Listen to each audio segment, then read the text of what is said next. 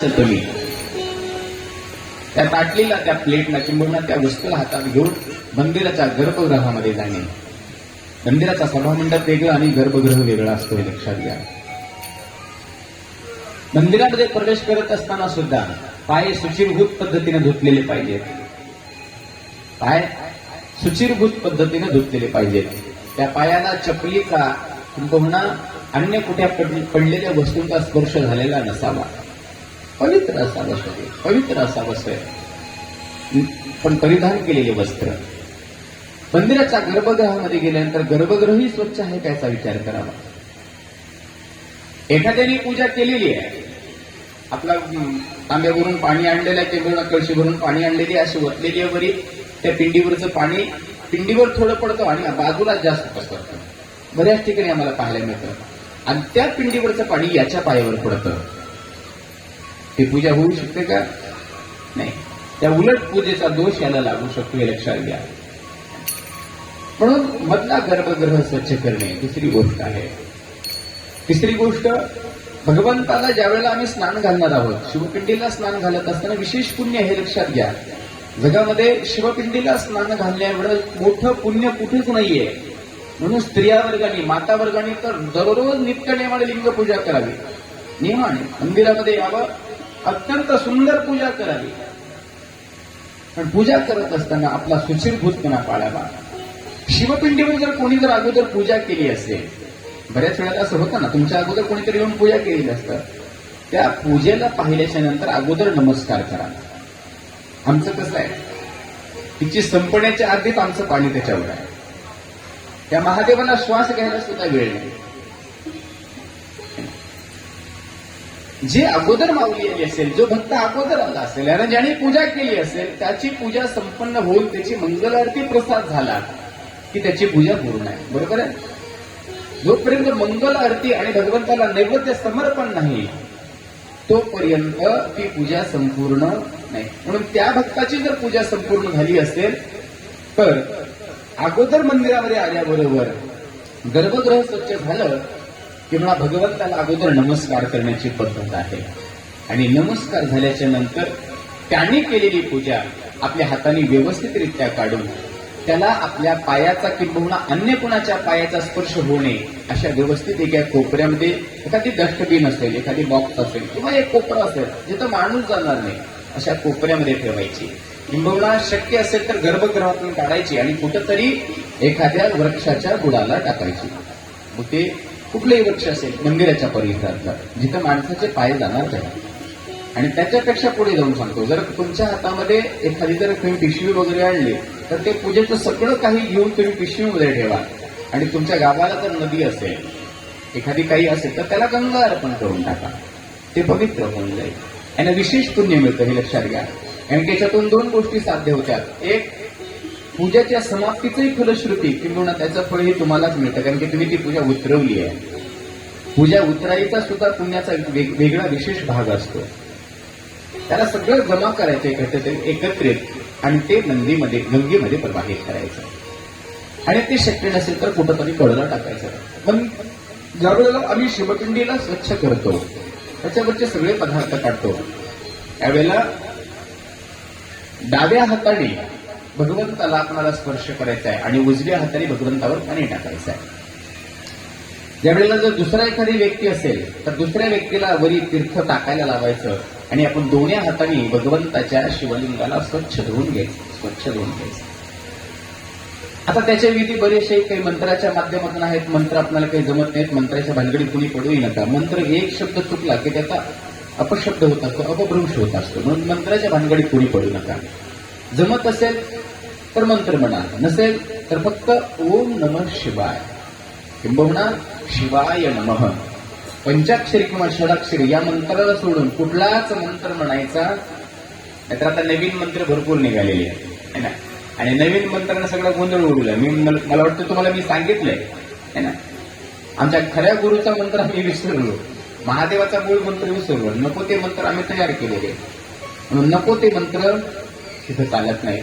भगवंताचा ज्या बीजाक्षराचा उल्लेख केला पाहिजे है ना, सप्तकोटी मंत्रेषु मंत्र पंचाक्षरो महानः, या विश्वामध्ये 7 कोटी मंत्र आहेत. व्यासजी म्हणतात, महर्षी व्यासजी म्हणतात 7 कोटी मंत्र आहेत.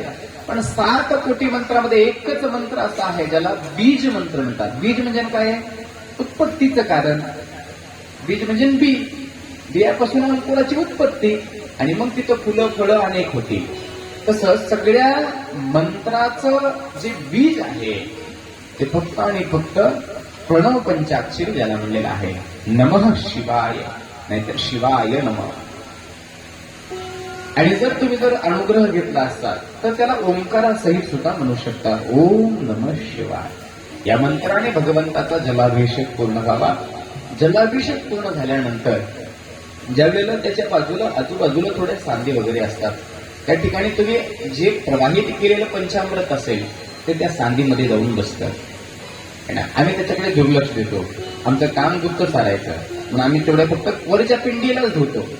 आम्ही खालच्या पृष्ठभागाला सुद्धा स्पर्श करत नाही हो. आम्ही बऱ्याच वेळेला पाहिलेलं आहे. आणि की आम्ही पाणी आणतानाच चंबूभर आणतो.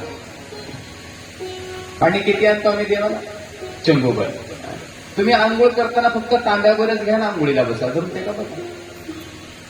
तुम्ही सर्वजण आंघोळ करताना आंघोळ करताना आम्हाला पाणी 2 बदली लागते. किती? 2, कमीत कमी 1 बादली तरी लागते. 1 बादली साधारण कमीत कमी नाही म्हणलं तर 10 लिटरची असते. आमच्या अंगाला 10 लिटर पाणी लागतं आणि देवाला आंघोळ घालताना चंबूवर.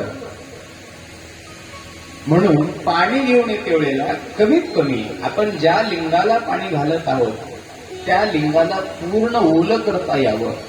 पूर्ण शिवपिंड ओली झाली पाहिजे, लक्षात घ्या. पूर्ण. आणि नुसती शिवपिंडच नाही तर त्याच्या आजूबाजूला जो थोडासा भाग असतो आजूबाजूचा लिंगाच्या, तोही स्वच्छ झाला पाहिजे. किमान एवढं तरी पाणी असलं पाहिजे. आणि एवढं पाणी घेऊन आलो तरच तुमची पूजा प्रसन्नरित्या होते. ते पाणी ज्यावेळेला भगवंताला अर्पण केलं त्यावेळेला भगवंताची साळुंका तुमच्या नजरेमध्ये स्पष्ट दिसते.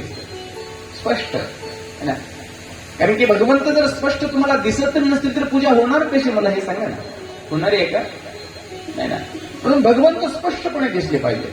भगवंताची जी स्थावर मूर्ती आहे, जे लिंग आहे ते ठळक दिसलं पाहिजे. आणि त्याला डोळ्यामध्ये सामावून घेण्याचा प्रयत्न करा. कारण की त्याला दर्शन असं म्हणतात. आणि त्या दर्शनातून अंतःकरण प्रसन्न होत असतं. नुसतं तुमचं अंतःकरण प्रसन्न होण्याने तुमची पूजा सफल होत असते, हे लक्षात घ्या. पूजा संपन्न झाली की भगवंताला फक्त एकच आभूषण लावायचं. त्याचं नाव आहे भस्म.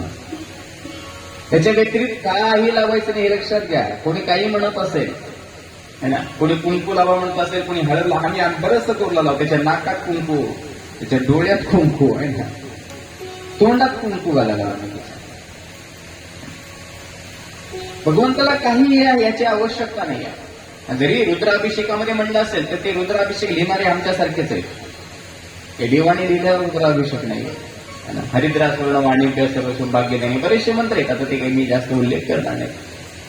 पण त्या कुठल्याच वस्तूंची गरज परमात्म्याला नाहीये. कारण की परमात्म्याला फक्त भस्म आवडतं. भस्माचे 3 स्वरूप असतात. एक लोकाग्निजनित, दुसरं देवाग्निजनित आणि तिसरं शिवाग्निजनित. आपल्याकडे फक्त एक भस्म उपलब्ध आहे, त्याला लोकाग्निजनित म्हणावं. त्याला सामान्य भस्म म्हणतो. हे जे आपण पाहतो ना, पांढरं भस्म आपण कपाळावरती लिहिलेलं असेल ते सामान्य स्तरातील भस्म आहे. त्या सामान्य स्तरातील भस्मानेही पूजा केली तर चालते. पण दुसरं एक भस्म आहे, त्याला देवाग्निजनित म्हणतात. देवाग्निजनित या शब्दाचा अर्थ देव कार्यामध्ये जे समिधा वापरलेल्या असतात त्या समिधेच्या आहुत्यानंतर जे शिल्लक असलेले भस्म असतं, ज्याला आपण राख म्हणतो, त्या राखेला वस्त्र गाळ करून ज्या वेळेला ते शिल्लक गाळ केलेला शिल्लक राहतो त्याला ओल्या अशा पाण्यामधून एक आकार दिला जातो. त्याला देवाग्निजनित भस्म म्हणतात. आणि तिसरं एक भस्माचा प्रकार आहे, त्याला शिवाग्निजनित म्हणतात. हे अघोर मंत्राने तयार केलेलं असतं. इकडे आपल्या महाराष्ट्रामध्ये ती विभूती खूप कमी मिळते. कर्नाटकमध्ये आजही त्या विभूती मिळतात. त्याचा त्याचा जो कलर असतो असा पांढरा नसतो, तो काळपट कलरचा असतो. आणि दुसरी गोष्ट, तो वजनदार असतो. म्हणून तुम्ही जिथेही आता बरेचशा माऊली तीर्थयात्रेला गेल्यानंतर विभूती आणतात. विभूती आणताना हलक्या वजनाची विभूती आणायची नाही. म्हणजे हलकी जी विभूती असते अशी ही विभूती जास्त काळ कपाळावरती नसते. आणि दुसरी गोष्ट, त्याच्यामध्ये बरंचसं काही काही मिक्स असते. म्हणून हलकी विभूती आणायची नाही. जी छोट्या आकाराची जाड विभूती असते ना, जाड वजनाला जाड, जी पडल्यानंतर लगेच पटकन फुटू शकते, अशी विभूती आणायची. का? त्याच्यामध्ये गोमय भस्म टाकलेलं असतं, त्याच्यामध्ये सुवर्ण भस्म टाकलेलं असतं आणि ते शिवाग्नीनं प्रेरित केलेलं असतं किंवा शिवाग्नीनं शुद्ध केलेलं असतं. म्हणून ते भस्म वापरत जा. शिवाग्नी अघोर मंत्राने अभिमंत्रित केलेलं आणि बेलाच्या खोडाने ज्याला तयार केलेलं आहे. बेलाची समिधा म्हणतो, बेलाचं झाड. एखादी जर कुठं जर तुमच्या परिसरामध्ये बेलाचं झाड असेल आणि संयोग गोष्ट त्याचा जर फाटा मोडला असेल, तुटला असेल, हाताने तोडू नका बरं का. बेलाच्या झाडाला विशेष करून त्याची बरीचशी विधी आहे. तेल कसं अर्पण करावं आपण ओघात पुढे पुढे सांगूया. ते बेलाचं एखादी जर झाडाचा तुकडा वगैरे जर मिळाला, वाळलेला असेल, तर त्याला जाळायचा आणि जाळल्याच्या नंतर त्याच्यासोबत गोमय भस्म म्हणजे गाईचं शेण, मग तेही गाईचं शेण भूमीला स्पर्श होता का म्हणे. त्या गाईचं शेण वरच्या वरी आपण घेतलं पाहिजे. किंवा जरी लागलं असेल भूमीला तर खालचा भाग न घेता अर्धा भाग घ्यावा. त्याला व्यवस्थित चांगल्या ठिकाणी वाळू घालावं. त्याची ज्या वेळेला गौरी तयार होते त्याला अग्नी पेटवावा आणि तो ज्या वेळेला जळून शिल्लक राहील त्यावेळेला राख राहते. ती राख वस्त्रगाळ करून घ्यावी. एकदम त्याच्यातले जेवढे काही लहान असेल किंवा खडे असतील, जे काही असेल ते सगळं निघून जाईल आणि शेवटी मृदू भस्म राहील. तो शिल्लक भस्म आणि बेलपत्रीच्या समिध्याचा भस्म या दोन्हीला एकत्रित करायचं आणि अघोर मंत्राचा उच्चार करायचा. ओम तत्पुरुषाय विद्महे महादेवाय धीमहि तन्नो रुद्रः प्रचोदयात्. या 5 मंत्राचा उच्चार ज्या वेळेला करून आम्ही त्याला अभिमंत्रित करतो त्याला शिवाग्नी जनित भस्म म्हणतात आणि ते भस्म अत्यंत पवित्र आहे. हे भस्म जो परिधान करतो त्याला कधीही तंत्र मंत्र यंत्र किंवा आजी लोकांमध्ये बऱ्याचशा काही गोष्टी आहेत, ज्याला भूतबाधा म्हणतो, पायधूळ म्हणतो, ज्याला काही कुणाला कोणी म्हणतं बाहेरलं होतंय है ना, हा प्रकारच तिथं होत नाही. का होत नाही? तर त्या भस्मामध्ये एवढं सामर्थ्य आहे की त्याचं शरीर अत्यंत पवित्र होतं म्हणाल, अत्यंत पवित्र. त्या भस्माचं ही भस्माची ताकद आहे म्हणायला हरकत नाही. म्हणून अग्निरिती भस्म, वायुरिती भस्म, जलमिती भस्म, स्थलमिती भस्म, व्योमिती भस्म हे भस्माच्या उपपद्धती आहेत. म्हणून आता एवढं जरी नाही जमलं तर शेवटी जे उपलब्ध आहे ते तरी भस्म लेवत जा, एक नाही. आणि भस्म लेवण्यासाठी असं नाही की आम्ही वाण्याच्याच घरात जन्माला यायला पाहिजे होतं का. भस्म लेवण्यासाठी बंधन नाही. भस्म कोणीही लिहू शकता महाराज. भस्म शोभे सर्वांगी वाम पहागी भवानी. भस्म शोभे सर्वांगी भस्म शोभे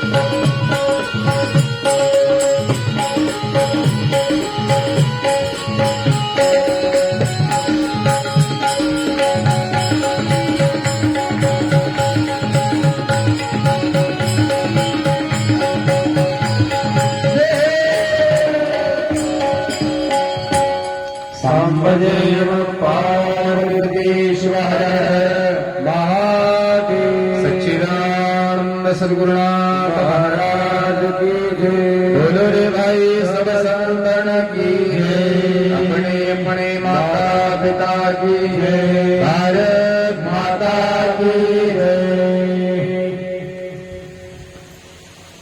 म्हणून संत आपल्या वाङ्मयातून सांगतात, ज्याच्याही कपाळाला विभूती शोभून दिसते ना महाराज, तो भगवंताला अत्यंत प्रिय होतो, हे लक्षात घ्या.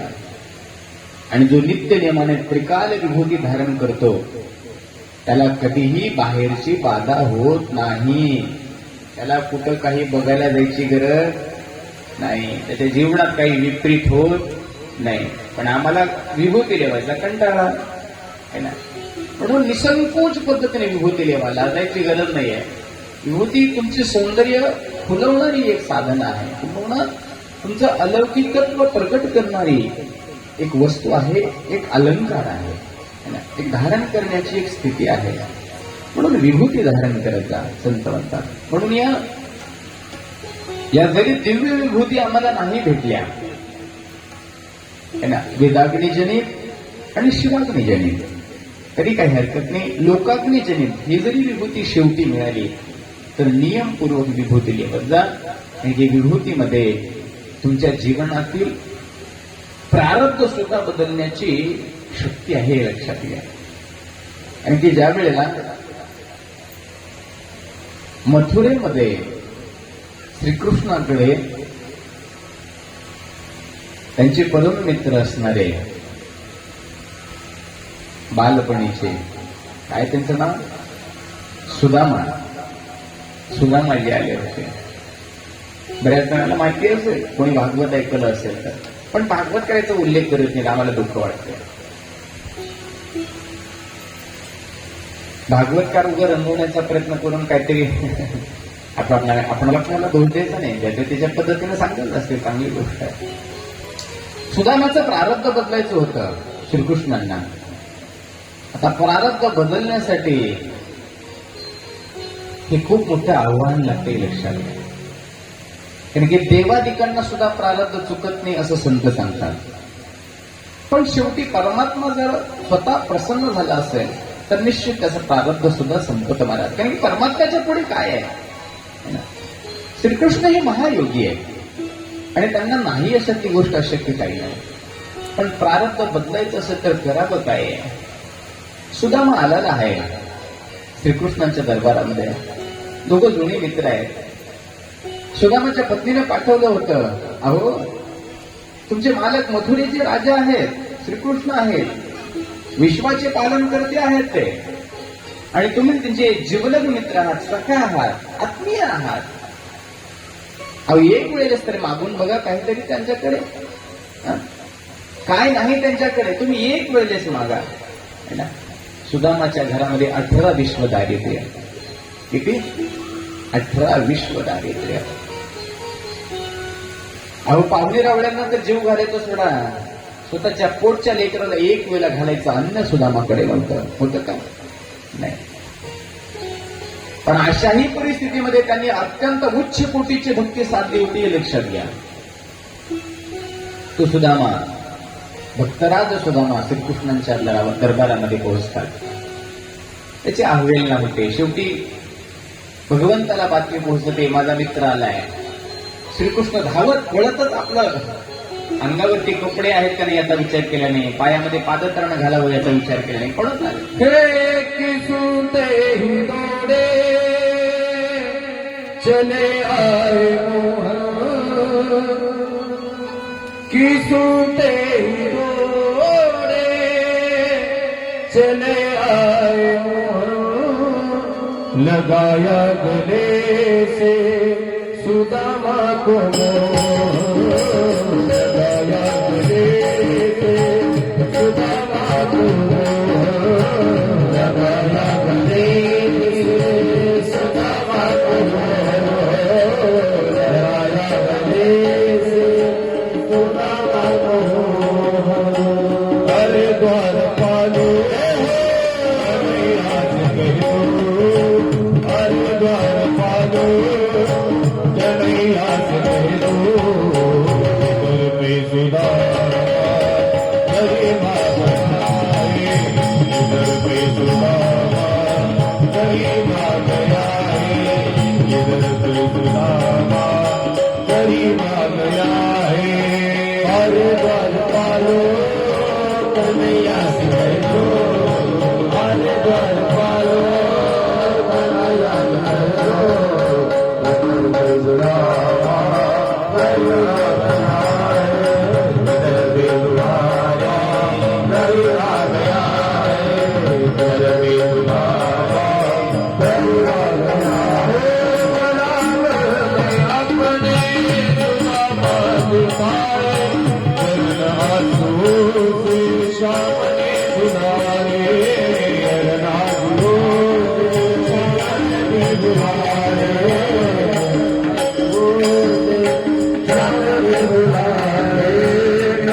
घबराओ प्यारे जरा तुम सुदामा घबराओ प्यारे जरा तुम सुदामा उसी का समाधि गरीबा गया है उसी का समाधि गरीबा गया है अरे द्वार मारो गया से दो अरे द्वार मारो गया से दो ये दर पे दुआवा गरीबा गया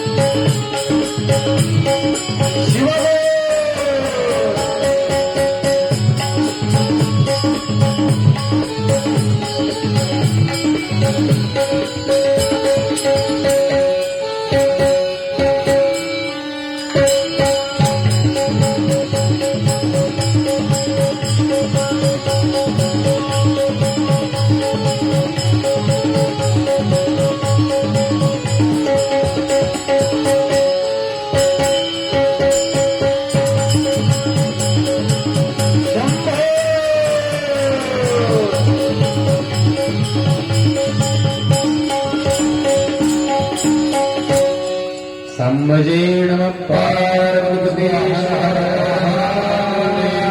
श्री कृष्ण भगवान की जय सुदामा महाराज की जय भाई सब की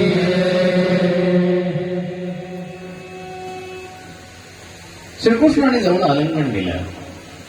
त्या आनंदाने ते व्यक्त करता येत नाही. खूप मोठा प्रसंग आहे. त्यानंतर हृदयाशी लावून घेऊन आतमध्ये घेऊन गेले. सुदामाला त्यांचं वैभव पाहून काहीही सुधारणा झालं म्हणा की म्हणा काही जमणा झालं. काय बोलावं काय नाही. कहा राजा भोजर कहा गंगोती काय माझ्याकडे बाबा. स्वतःला लाज वाटू लागली सुदामाला. कुठे माझा मित्र कन्हैया आणि कुठे माझं 18 विश्व दारिद्र्य. काय मांडावं संसाराचं घराणं. शांत बसलेला आहे. त्यावेळेला श्रीकृष्णाने आता ते बराच पाहुणचार झाला. त्यांच्या पत्न्या धावत आल्या. सगळ्यांनी मिळून त्याला पंचामृताने स्नान घातलं, शुचीभूत केलं, स्वच्छ केलं, सगळं झालं सगळं काही.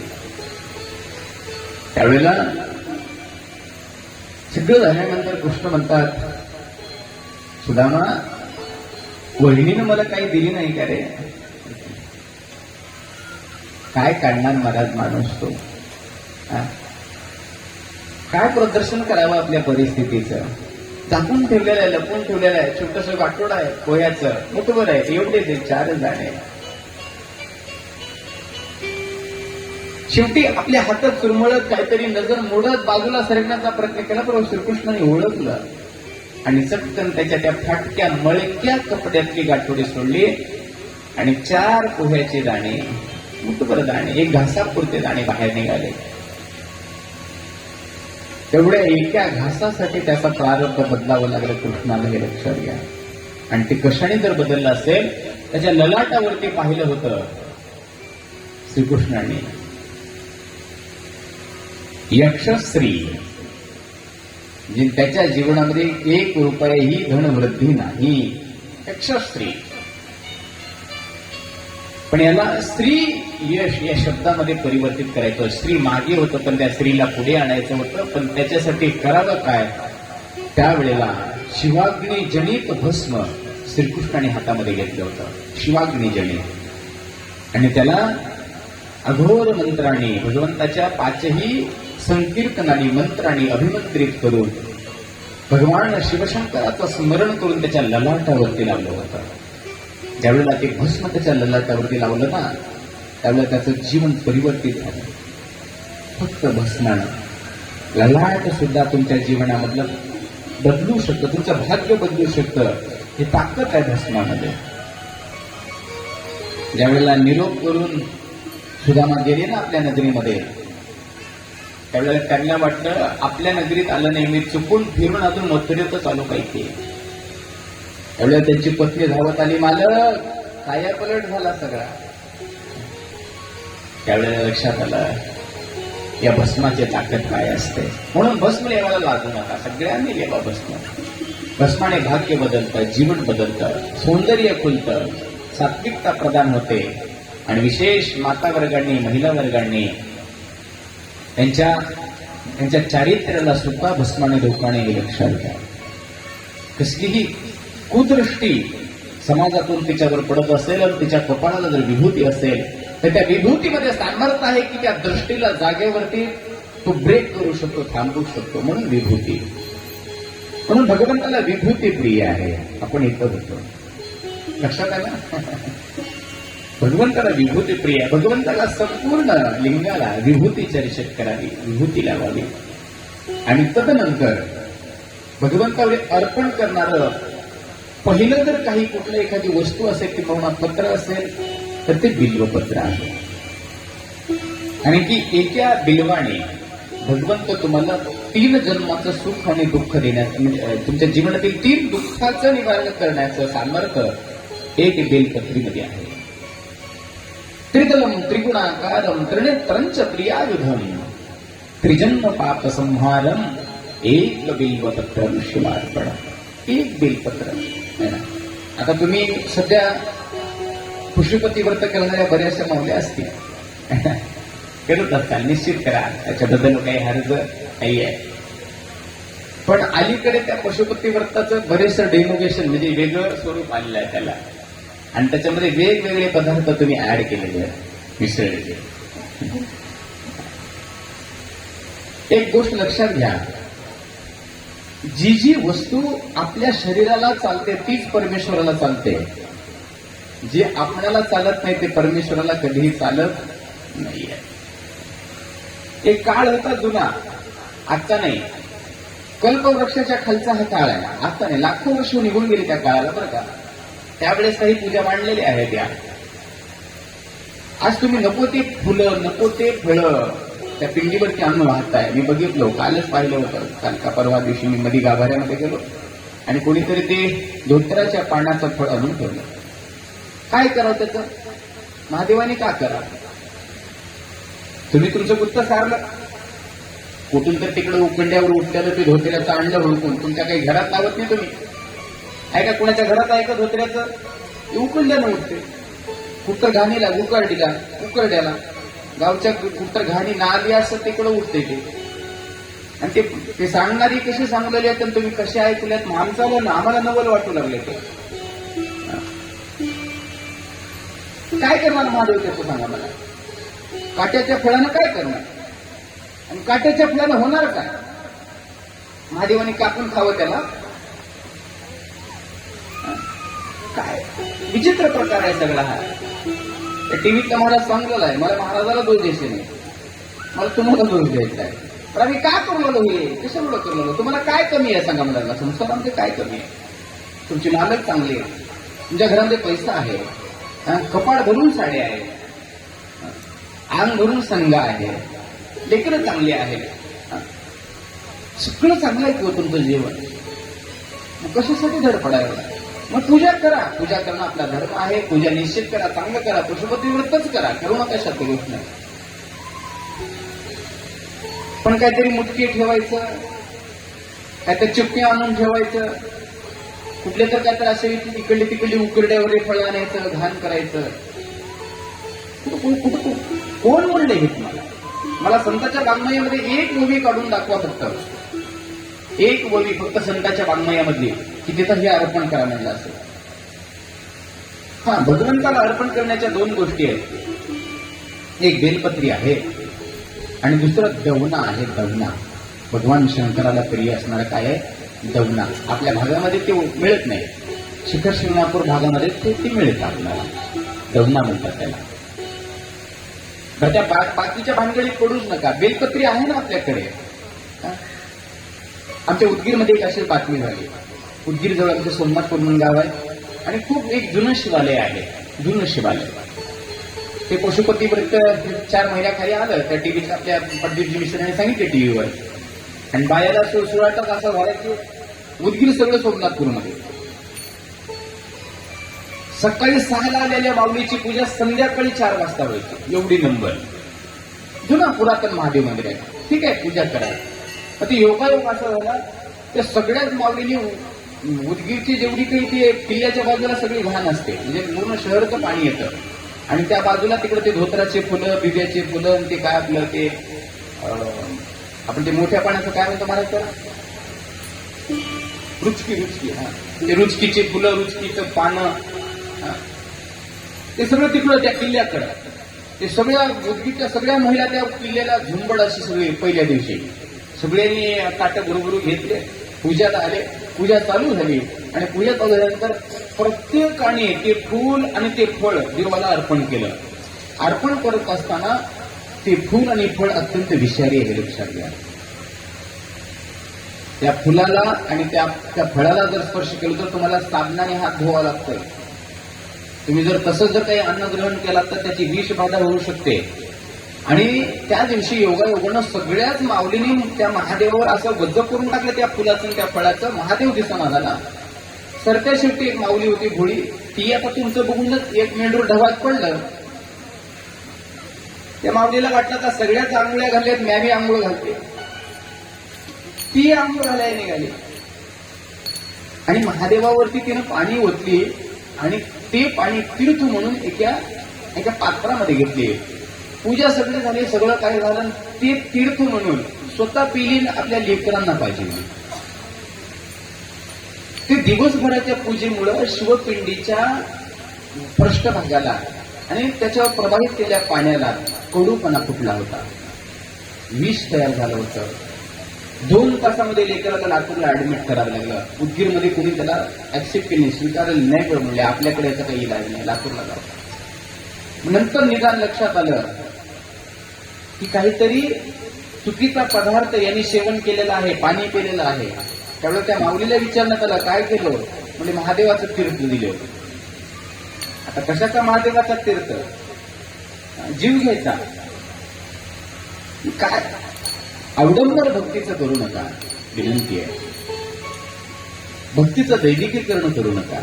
भक्ती ही शुद्ध आहे, भक्ती ही सात्विक आहे, भक्ती ही निर्मळ आहे, भक्ती ही पवित्र आहे, भक्ती ही सरळ आहे. नका जाऊ वड वाटे खोटे सर्व ते उपाय, संत म्हणतात. आडवाट्यानं कशाला जातात, नका जाऊ आडवाटे. जे विषारी असेल त्याला तुम्ही स्पर्श करा तर तुम्हाला त्रास आहे. आणि शिवपिंडीला तुम्ही वारंवार ती गोष्ट अर्पण करताय. देवाला काय आवडते काय, देवाचं अरे सगळं विश्व देवाचं आहे. तुम्ही ते काट्याची फुलं, कुठे दिव्याची फुलं, दिव्याचे पानं अर्पण केल्यानंतर प्रसन्न होणार आहे तुमच्यावर आणि तुमचं भाग्य बदलणार आहे काय. मी तुम्हाला त्याही दिवशी सांगितलं, या मस्तकातला मेंदू चांगला ठेवा. फक्त त्या मस्तकातला मेंदू चांगला ठेवा आणि चांगलं जीवन जगायला सुरुवात करा, जीवन बदलायला सुरुवात होईल. म्हणून पूजा बरोबरच आचार आणि अन्नबस्वानांचं वाक्य, आचार वे स्वर्ग सदाचार प्रिय शंभो सदाचारेण पूज्यते.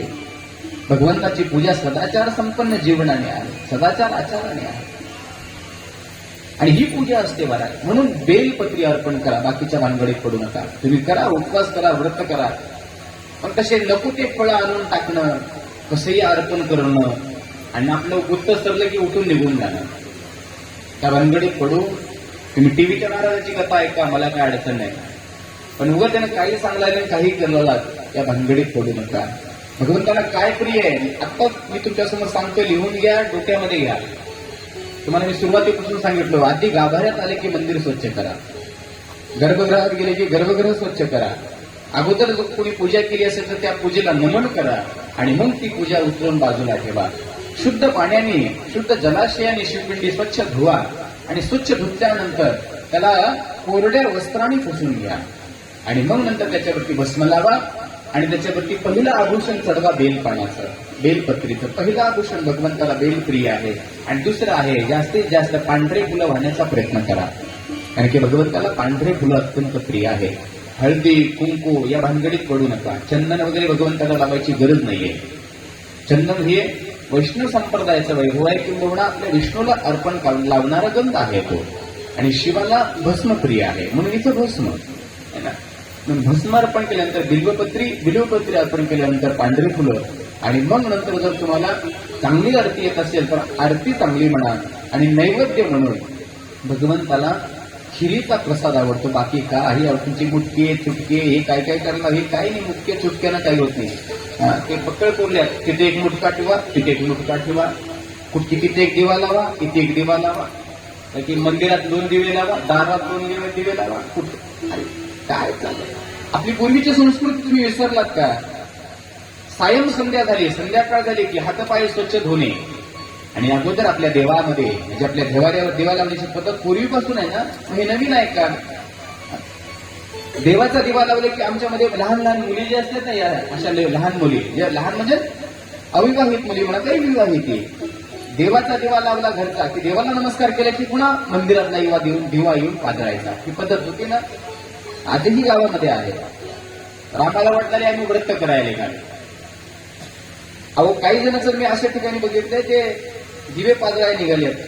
आता बरेच जण, आता जास्त वेळ घेणार नाही, मला शिव पार्वती विवाह सोहळा करायचा असं 3 वाजलेले. अहो त्या महादेवाच्या पिंडीवरच दिवे पाजळलेले आहेत लोक. काय म्हणावं, पिंडीवर दिवा पाजळायचा का? तुझ्या डोसक्यावर दिवा ठेवल्यावर कसं होईल? तुमच्या जर डोसक्यावर दिवा ठेवला आणि गावावर हिंडवलं, काय झालं? विचित्र प्रकार सगळा. पूजा कशी असावी याचा विचार करा. कोणी काही म्हणतंय, कोणी या भानगडीत पडू नका. आपली जी पूर्वी पद्धतीची पूजा आहे, जी जुनी आई वडिलांनी केलेली आहे, ती पूजा सर्वश्रेष्ठ आहे आणि ती पूजा सरळ आहे हे लक्षात घ्या.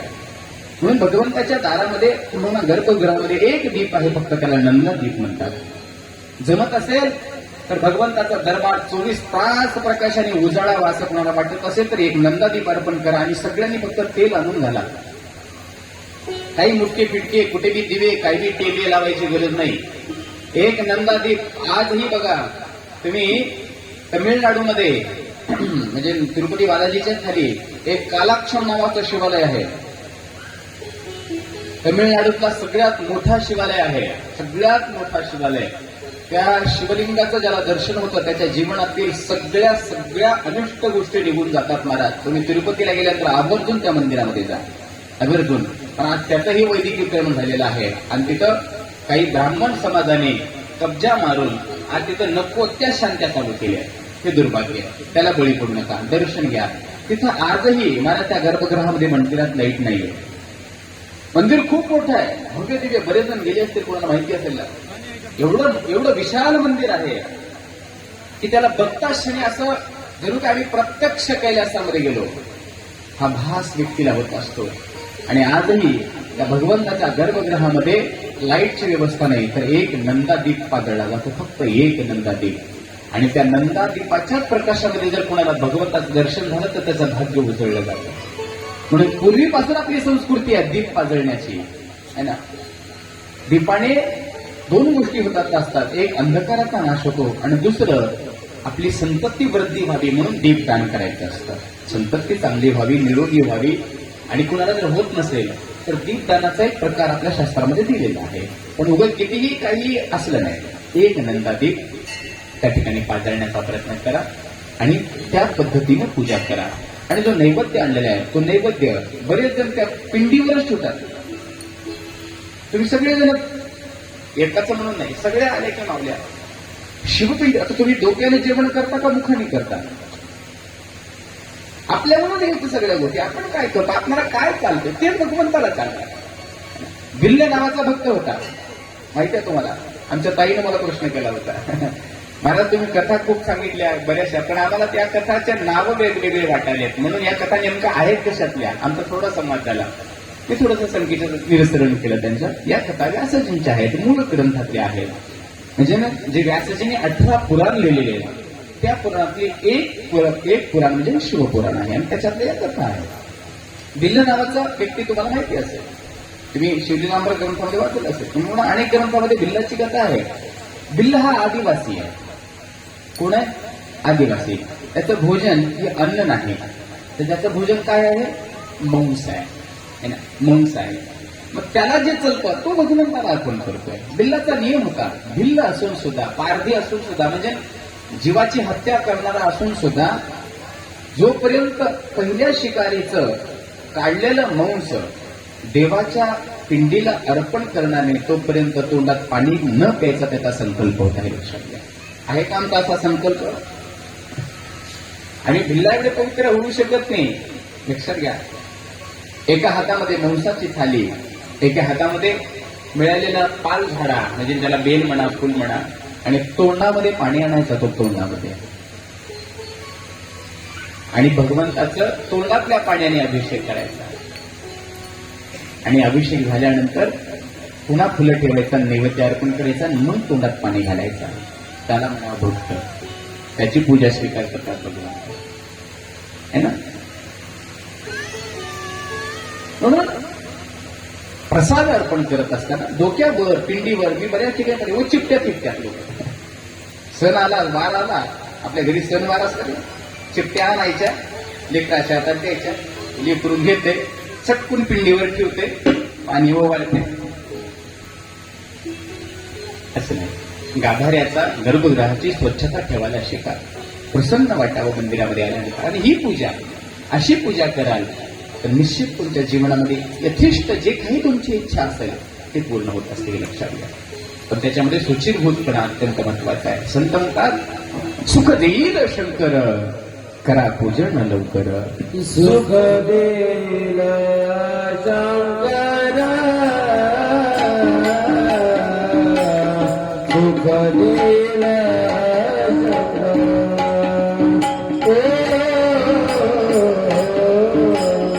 सुख देईल शंकर,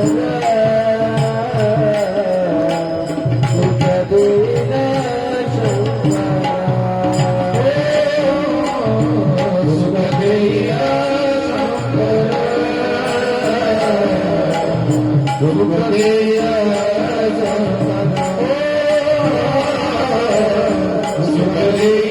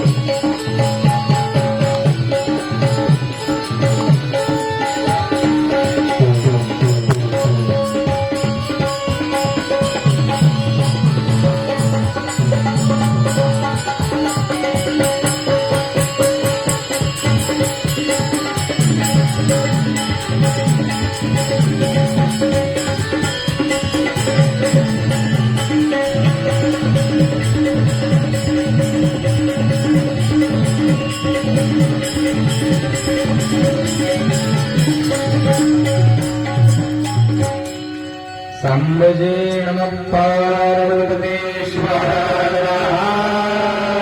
सच्चिदानंद सद्गुरुनाथ महाराज की जय। भारत माता की जय। बोलो रे भाई सब संतन की जय। अनावश्यक गोष्टीच्या मागे लागू नका. जे पवित्र असतं, जे शुद्ध असतं, जे निर्मळ असतं, जे सुचिरभूत असतं, त्याच गोष्टी भगवंताच्या पूजेसाठी आणत जा. नको त्या फळाला, नको त्या फुलाला याच्यानंतर तरी काही करण्याचा प्रयत्न करू नका, है ना. जी गोष्ट पवित्र असते तेवढीच भगवंताला अर्पण करायची. कमी पूजा होऊ द्या, संक्षिप्त होऊ द्या, हरकत नाही, पण चांगली करा. सांगायचं तात्पर्य कशी ही पूजा भगवंताची केली जाते आणि अशा पूजेच्या माध्यमातून भगवतीने म्हणजे आता पार्वतीने भगवंताला प्रसन्न करून घेतलेला आहे. जगन्मातेचा जन्म हिमालयाच्या आणि मीनाराणीच्या पोटी झालेला आहे. लहानाची मोठ्या कन्या झालेल्या आहे. शिशु अवस्थेतून कुमारी अवस्थेतून आपल्या तरुण अवस्थेच्या प्रथम चरणामध्ये ज्यावेळेला माता येते त्यावेळेला नारद महर्षीने त्यांनी उपदेश केलेला आहे. सगळ्यात मोठी गोष्ट आहे बघा जीवनामध्ये. जीवनाला जोपर्यंत गुरु नाही तोपर्यंत जीवनाला गती नाही, हे लक्षात घ्या. तुम्ही कितीही पूजा करा, कशीही पूजा करा आणि आणखीन काही करा, जोपर्यंत सद्गुरूकडून मंत्र उपदेश नाही, जोपर्यंत सद्गुरूकडून तुम्हाला दीक्षा संस्कार नाही, अनुग्रह नाही, तोपर्यंत तुमचं कल्याण होऊ शकत. देव सुद्धा तुमचं कल्याण करू शकत. देवाला सुद्धा जर तुमचं कल्याण करायचं असेल तर तुम्हाला अगोदर तो गुरुकडे पाठवतोय, लक्षात घ्या. गुरुशिवाय पर्याय नाही जगामध्ये, है ना. कारण की तो देवाचाही देव आहे. त्याच्याप्रमाणे आपल्याला माहिती आहे, आपल्याला काही त्याचा जास्त विषय घ्यायचा नाही. त्यावेळेला माता पार्वतीच्या जीवनामध्ये महर्षी नारदांनी केलेला उपदेश आणि नारदांच्या उपदेशातून माता पार्वतीने केलेली साधना आणि त्या साधनेच्या माध्यमातून भगवंतांनी माता पार्वतीला स्वीकार करत असताना आता पार्वतीची योग्यता पाहण्याचा प्रयत्न केलेला आहे. कशी कथा विस्तीर्ण आहे. भगवंत ज्या वेळेला एकांत योग साधण्यासाठी हिमालयाच्या गंगोत्री नामक या ठिकाणी जातात त्यावेळेला राजा हिमालय व मीनाराणी आपल्या पार्वतीला घेऊन भगवंताच्या दर्शनासाठी जातात. भगवंताची यथाची विधी पूजा करतात. भगवंताला विनवणी करतात, तेव्हा आमच्या नगरीमध्ये, आमच्या राजधानीमध्ये तुम्ही आलात, आमचं परम भाग्य आहे. एखाद्याच्या घरामध्ये जर साधू संत आले तर समजावं खरंच आपल्या जीवनामध्ये काहीतरी भाग्य उदयाला आलेलं आहे. एखादी तपस्वी, एखादी योगी, एखादी ब्रह्मज्ञानी, एखादी ब्रह्मचारी साधू, एखादी तात्विक पुराणाचा एखादी वक्ता, अशी कोणीही जरी आली असतील, त्याच्या जीवनामध्ये शुद्ध परमार्थ ज्याने स्वीकारलेला आहे आणि त्या परमेश्वराच्या संकल्पनामध्ये स्वतःचा देह त्यांनी समूळ विधी किंवा विसरलेला आहे, असा एखादी भक्त जर आपल्या घरामध्ये आला तर त्याच्या एवढं भाग्य कोणाचंही नसतं, हे लक्षात घ्या. म्हणून अतिथीचा नेहमी सन्मान करत जा.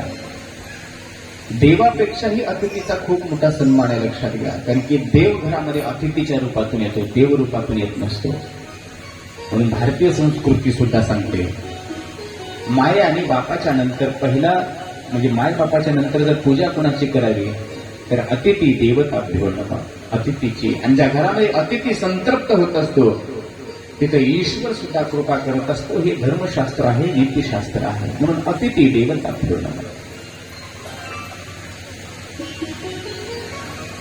हिमालय आणि मीनर आणि भगवंताला म्हणतात, तुम्ही आमच्या घरी अतिथी होऊन आलात देवा, आणि आमचं काहीतरी भाग्य आहे की आमच्या नगरीमध्ये तुम्ही आलात, आमच्या दरबारामध्ये तुम्ही आलात. आम्हाला तुमची सेवा करायची आहे, सेवेची संधी द्यावी. परमात्मा म्हणतो, देव म्हणतात, हिमालया, मी तर कुणाची सेवा घेण्यासाठी आलो नाही, मी माझं कार्य साधण्यासाठी आलो आहे. मला एकांत अत्यंत प्रिय आहे. मी लोकांपासून दूर राहणार आहे आणि मला कोणाचीही सेवेची गरज नाही, मला कशाचीही गरज नाही.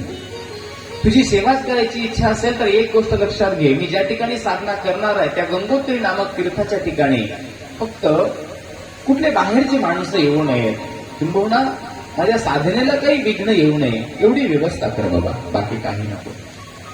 मला माणसाची जास्त भीती वाटत नाही, मला लोकांपासून दूर राहावं असं वाटतं. हिमालयाने गोष्ट स्वीकार केली, पण जाता जाता एक शब्द हिमालयाने बोलला, देवा ठीक आहे तुम्ही म्हणता ते माझ्यासाठी शिरसावंद्य असेल, मी या ठिकाणी अशी व्यवस्था करेन की या ठिकाणी कोणीही माणूस येणार नाही, पण माझी एक इच्छा आहे, ही माझी मुलगी आहे पार्वती, आणि माझी इच्छा आहे की ही पार्वती तुमच्या सेवेमध्ये उपस्थित असावी. भगवंत पार्वतीकडे पाहतात, स्मित हास्य करतात आणि हिमालयाला उद्देशून म्हणतात, हिमालया पार्वतीचं माझं काही प्रयोजन नाहीये, मला स्त्रीचं काही प्रयोजन नाहीये आणि मला कोणाची सेवा घ्यायची आवश्यकता नाही, मी स्वयंभू आहे, मी माझं सगळं काम करतो. आजपर्यंतच्या या आमच्या कार्यकालाच्या खंडामध्ये जर आम्ही पाहिलो, आमचे सद्गुरू माऊली ज्यांनी आम्हाला दीक्षा दिला, ज्यांनी आम्हाला अनुग्रह दिला, आम्हाला ज्यांनी या ठिकाणी बसवण्याची योग्यता दिली, असे वसुंधरा रत्न राष्ट्रसंत सद्गुरू डॉक्टर शिवलिंग शिवाचार्य महाराज उभे आयुष्यात कुणाच्या हाताच्या सहकार्य त्यांनी घेतलं नाही. वयाचे 104 वर्षाचं आयुष्य जगलं, पण स्वतःचा प्रसाद स्वतः बनवला, हे लक्षात घ्या, शेवटच्या श्वासापर्यंत. ज्या दिवशी आपण स्वयंपाक बनवणं बंद केलं त्या दिवशीपासून आपण अन्न आणि पाणी सोडलं, तिसऱ्या दिवशी आपण देह ठेवला, ती संजीवन समाधी आहे. आपण संकल्प केला समाधी घ्यायचा आहे, निश्चित समाधी घेण्यासाठी सगळी तयारी झाली होती, पण संविधान त्याला मान्यता देत नाही. नांदेडचे कलेक्टर, लातूरचे कलेक्टर आणि हजारो पोलीस फोर्स भक्तीस्थळावर येऊन थांबले. कलेक्टरने हात जोडलेले, अप्पा तुम्ही जर समाधी घेतली तर आम्हाला खूप अवघड होईल, वरून आमच्यावर खूप प्रेशर आहे. ही बातमी वाऱ्यासारखी पसरली होती. लॉकडाऊनचा काळ होता आणि परिस्थिती नाजूक होती, गंभीर होती. दोन्ही कलेक्टर, दोन्ही जिल्ह्याचे पोलीस फोर्स तिथं उपस्थित, हजारो पोलिसांचा बंदोबस्त आहे. आपण म्हणजे समाधी तर घ्यावीच लागेल, सगळी तयारी झालेली आहे, आम्ही सगळेजण उपस्थित होतो, भजन कीर्तन चालू आहे, समाधीचा कीर्तन सोहळा सुद्धा रंगलेला आहे. तो काय योग असेल काय नाही, ते आप्पाची इच्छा, आमची बुद्धी तिथंच चालली नाही. आम्ही आप्पा जसं म्हणत गेले तसं हो म्हणत गेलो आणि आम्ही त्या ठिकाणी उभं टाकलो, आम्हालाही कळलं काय व्हायला. पण ज्यावेळेला कलेक्टरने निवेदन दिलं की ही होता कामा नये आणि आम्ही हे होऊ देणार नाही, त्यावेळेला नाविलाज झाला. आणि शेवटी आपण ज्या वेळेला समाधी घ्यायचा आहे हा संकल्प केला होता, त्याच क्षणाला आपण पाणी पिणं बंद केलं होतं. त्याच दिवशी त्याला म्हणतात योगी, त्याला म्हणतात तपस्वी, त्याला म्हणतात सद्गुरू, त्याला म्हणतात महात्मा. बरेचसे महात्मे आहेत, साधू का चोला ओढ़ के बहुत से निकले है.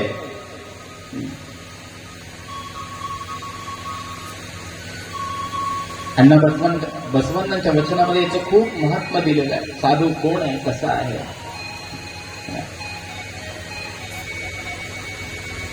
अरे ज्या ठिकाणी अशा महात्म्य असतात ना, त्या ठिकाणचा परिसर हे ज्या पद्धतीने वसंत ऋतूमध्ये सृष्टीला बहार यावी, बहार, तसं साधू जिथं उपस्थित असतो ना, तसं सकळ मानवता बहारून जाते, स्वतःला विसरून जाते त्या साधूला आल्यानंतर, पाहिल्यानंतर. त्याला साधू म्हणतात. आणि त्याच्या दर्शनाने अंतःकरण प्रसन्न होतं आणि हृदयामध्ये अमृताची धारा प्रवाहित होते. ज्याला पाहिल्याबरोबर अंतःकरणामध्ये प्रसन्नता निर्माण होते त्याला साधू म्हणतात. लक्षात कशी माझी माऊली, नुसतं डोळ्याने जरी पाहिलं ना, तर कासवाचं पिलं जसं आपल्या माईला बघून तृप्त होत असतं, कासवाच्या माईला स्तन नसतात. कासवाची माय आपल्या पिल्याला कधी कासामध्ये घेऊन स्तनपान करत नसते, फक्त नजर मिळाली की पिलू तृप्त होत असतं. तसं आपण आमच्याकडे उभं जरी बघितलं, आम्ही कुणीही कोपऱ्यात राहू द्या, मन मधी उड्या मारायचं आणि त्या आनंदाचा आस्वाद आम्ही तिथं बसून घ्यायचा. आपण त्या दिवशी पाणी सोडलं. नावेला जाणं त्यांना काही मंडळीसोबत काब्दे हॉस्पिटल नांदेडला जावं लागलं. तिथंही आपण आपलं संकीर्तन तोडू दिलं नाही. लक्षात घ्या, आजही ती व्हिडिओ आमच्याकडे आहे, आजही ती परिस्थिती आमच्या डोळ्यासमोर आहे. तिथंही आपण अखंड अनुसंधान केलेलं आहे, तिथंही आपण बसून पूजा केलेली आहे, तिथंही आपण एक क्षण सुद्धा परमेश्वराच्या संकीर्तनाला सोडून राहिले नाहीयेत. आप्पा म्हणायचे त्याच बैलाची किंमत आहे ज्या बैलाने आपल्या तासावरती प्राण सोडला असेल. तसा हा देह केवळ परमात्म्यासाठी जन्माला आलेला आहे आणि या परमात्म्याच्या संकीर्तनामध्ये जाईल हे आपणचा संकल्प होता. अखंड त्या परमेश्वराचं ध्यान करीत आपण शेवटचा श्वास घेतला. लोक म्हणतात आप्पाचा देह काब्दे हॉस्पिटलमध्ये गेला, नांदेडला गेला. नाही मला, आपण सगळ्यांना सांगून संजीवन समाधी घेतलेली आहे, सगळ्यांना सांगून देह ठेवलेला आहे. होऊ शकता हे कुणामध्ये ज्याच्यामध्ये सामर्थ्य आहे, जे मृत्यूवर विजय प्राप्त केलेला असतो त्याच्यासाठीच ते शक्य आहे. महाभारतामध्ये एकमेव हा भीष्माचार्य होता जो मृत्यूवर विजय प्राप्त केलेला होता. आणि त्यानंतर आम्हाला फक्त आमचे सद्गुरू माऊली दिसतात. आम्हाला बरेचसे महात्मे भेटले पण आम्हाला ती योग्यता पाहता मिळाली नाही. म्हणून अशी विभूती ज्यावेळेला आपल्या घरामध्ये येत असते ना तर त्याला अतिथी देवता भिवडा म्हणतात. अतिथी राजा हिमालय यांनी खूप सेवा केली पण भगवंतासमोर त्यांनी एक आठा धरला, माझ्या एवढ्या कन्येला सेवेसाठी ठेवा. भगवंत म्हणतात मला काय अडचण आहे, मला याची काही आवश्यकता नाही. भगवंतांनी बरेचसे दाखले दिले, मी निर्गुण आहे, मी निराकार आहे, मी योगी आहे, मी दिगंबर आहे, मला याची काही गरज नाही आहे, मी स्त्रीपासून दूर आहे, सगळ्या गोष्टी. तर त्यावेळेला माता पार्वतीला त्यांच्या अनुसंधानातून, त्यांच्या पूजेतून, त्यांनी आत्मसात केलेल्या विद्येतून सांख्य ज्ञानाचं, ज्याला आम्ही सांख्य ज्ञान ज्याला म्हणतो किंवा सांख्य शास्त्र ज्याला म्हणतो, या शास्त्राचं ज्ञान माऊलीला होतं. आणि माऊलीने ज्ञानातून म्हणजे माता पार्वतीचा आणि भगवंताचा संवाद चालू झाला. म्हणे देवा तुम्ही एकटे आहात मान्य आहे, तुम्ही पुरुष आहात हेही मान्य आहे, तुम्ही योगी आहात हेही मान्य आहे, तुम्ही निर्गुण आहात हेही मान्य आहे, तुम्ही निराकार आहात हेही मान्य आहे, हे सगळं मान्य आहे मला. पण हे सगळं तुम्ही व्यक्त कसं करता मला याचं उत्तर द्या. आता ही थोडी ज्ञानाची चर्चा आहे, मी जास्त वेळ तुम्हाला घेणार नाही, जमलं तर बघा. तुम्ही सगळं पुरुषाकडे ओढताय किंवा लोटताय पण पुरुषाला निर्माण कोण केलं, पुरुषाला आकार कोण दिला. त्यावेळेला मात्र भगवंताला शांत बसावं लागलं. पुरुष एकटा काहीही करू शकत नाही, लक्षात घ्या. त्यावेळेला भगवंतांनी म्हणलं बाई काही हरकत नाही, मी मागे सरतो, राहा सेवेसाठी. आणि माता पार्वतीला आनंद झाला. तशी त्याच्यामध्ये 3 अध्याय याच चर्चेवरती ठेवलेले आहेत. त्याच्यामध्ये ब्रह्मसूत्र आहे, महावाक्य आहे, सांख्यज्ञान आहे आणि तत्वसी महावाक्यासारखा बोध आहे. बरं का, ते साधकांचा विषय आहे. कधी योग आला तर आपण तोही घेऊ, पण आज वेळ आपल्याकडे कमी. या ज्ञानातून माता पार्वती प्रसन्न होते आणि माता पार्वती सेवेसाठी थांबते. प्रसंग पुढे जातो आणि ही बातमी देवाच्या इंद्राला कळते. इंद्र आपलं कार्य साधण्यासाठी पुढे आलेला असतो. इंद्राने कामाला पाचारण केलेलं आहे. काम तिथं धनुष्य घेऊन उभा टाकलेला आहे. भगवंत योगी आहेत, योगी असलेले त्यांचे दशमद्वार बंद आहेत. भगवंतामध्ये कुठल्याही इंद्रियाद्वारे काम प्रवाहित होत नाही, त्यालाच योगी म्हणतात है ना. आणि काम शरीरामध्ये प्रवेश करण्यासाठी इंद्रियाला शोधत असतो. डोळे काम पाहतात, कर्ण काम ऐकतात, नासागरी काम स्पर्श करत असते किंवा ती गंध घेत असते, जीवा कामानेच व्यापलेली असते आणि सगळे इंद्रिय असो. पण भगवंताचे हे 10ही इंद्रिय भगवंताच्या अधीन आहे म्हणून कामाचा प्रवेश झाला नाही. तेवढ्यामध्ये माता पार्वती आली आणि याची संधी कामाने साधली आणि कामाणीमध्ये प्रवेश केला. भगवंतांनी पार्वतीकडे पाहिलं. भगवंतामध्ये पार्वतीला प्राप्त करण्याची इच्छा झाली आणि एक क्षणही गेला नाही की भगवंत शुद्धीवरती आले. आणि हे कशामुळे उत्पन्न झालं याचा शोध घेतला. त्यावेळेला अहंकाराने ग्रसित झालेला काम कोपऱ्यामध्ये उभा आहे. त्याच वेळेला भगवंतांनी क्रोधाग्नीच्या किंबहुना रागाच्या कटाक्षाने, रागनेत्राने त्याला पाहिलं आणि तो दुसरा बाण सोडणार एवढ्यामध्येच भगवंताने त्याला आपल्या तिसऱ्या नेत्रातल्या अग्नीनं जाळून भस्म केलं. काम जळाला, सगळे भयकंपित झाले, रडू लागले. आता काय करावं? माता पार्वती पांढरी शिपट पडली, चटकून आपल्या घराकडे गेली, रडू लागली. झालेला वृत्तांत मायबापाला सांगितला आणि त्यावेळेला ब्रह्मदेवानी आणि नारद महर्षीने तिची भेट घेतली. बेटा, जरी हा प्रसंग झाला असेल तर हा देवाच्या कृपेने, देवाच्या लीलेने झालेला आहे. तू त्याचा विचार करू नकोस. तुला भगवंताला प्राप्त करायचं ना, तर तुला तपश्चर्या करावी लागेल. त्याच्यासाठी तुला वनामध्ये जावं लागेल. तपश्चर्या योग कठीण, न साधे संसारी राहून, या लागी सेवा वेवण, योग सिद्धी कारणे.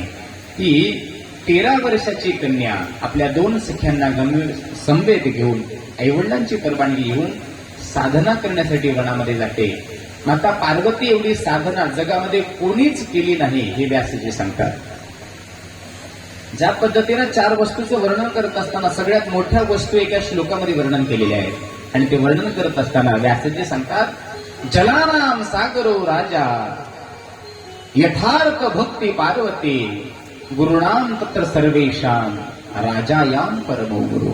याचा अर्थ असा आहे, पाणी सगळीकडे आहे पण सगळ्याला मोजमाप आहे.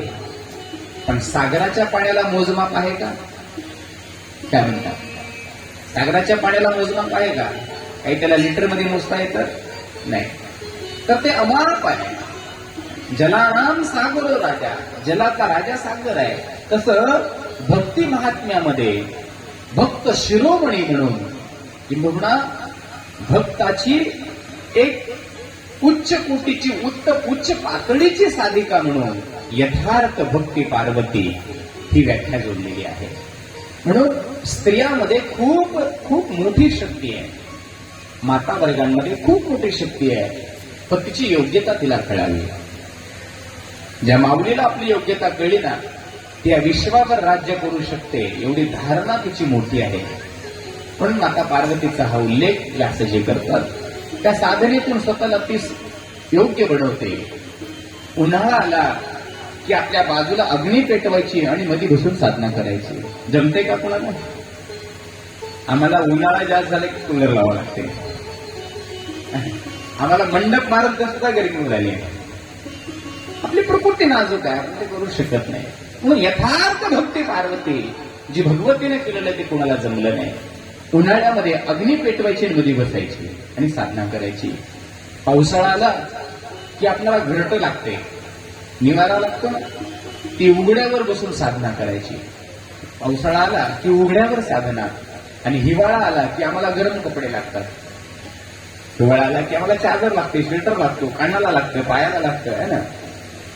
पण हिवाळा आला की ती गळ्यावड्या पाण्यामध्ये उभं टाकून रात्रभर भगवंताची साधना करायची. असे 1, 2, 3 नाही तर 3000 वर्षापर्यंत माता पार्वतीने साधना केलेली सिद्धता या ग्रंथामध्ये व्यक्त केलेली आहे. 3000 वर्षापर्यंत. आणि तत्पश्चात भगवंत प्रसन्न झाले आणि प्रसन्न झाल्यानंतर आशीर्वाद दिला की तथास्तु, तुझी जी इच्छा असेल ते मी पूर्ण करेन. तिथं सप्त ऋषींनी परीक्षा घेतलेली कथा आहे, भगवंताचे नटलेलं आहे आणि अशा बऱ्याचशा गोष्टी त्या ठिकाणी उल्लेख केलेल्या आहेत. याच्या पश्चात शेवटी त्या तपश्चर्याची फलश्रुती म्हणून भगवंताने वरदान दिलं, भगवंताने अभय दिलं. थोडीशी जागा मोकळी सोडा. आता एक 10 मिनिटांमध्ये आपल्याला भगवंताचं या ठिकाणी लग्न करायचं आहे. म्हणजे पार्वतीचा विवाह सोहळा, शुभ पार्वती विवाह सोहळा. मध्यंतरीची थोडी जागा शिल्लक ठेवा, म्हणजे त्यांना मध्ये येता येईल. सगळ्यांनी एकदा अत्यंत सुंदर अशा पद्धतीने संकीर्तन करा. सगळ्यांनी हात वरी करायचे, टाळ्या वाजवायच्या आणि मुखाने त्या भगवंताचं संकीर्तन करायचं.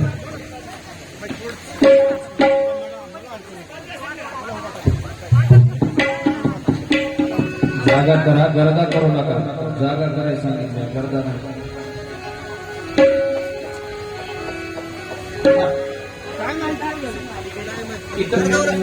खुर्च्या वगैरे खुर्च्या घेऊन या, घेऊन या. हरिओम में ओम समाया है, मेला भोला नगर दे आया. हरिओम में ओम समाया है, मेरा भोला नगर में आया.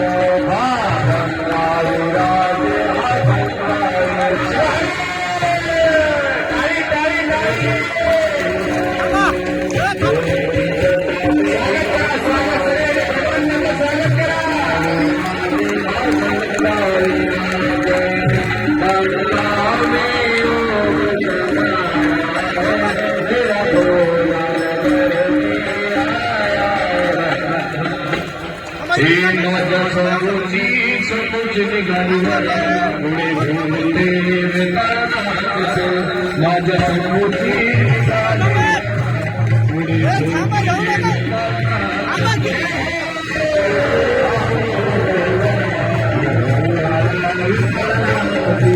माझ्या समोरची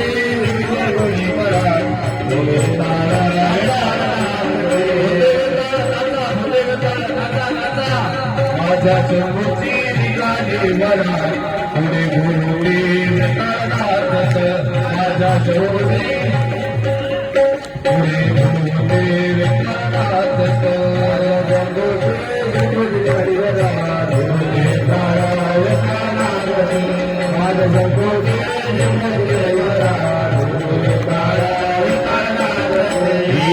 तुम्ही बसवले नदीवर सुंदर मनोहर तुम्ही बसले नदीवर सुंदर मनोहर बसले नदीवर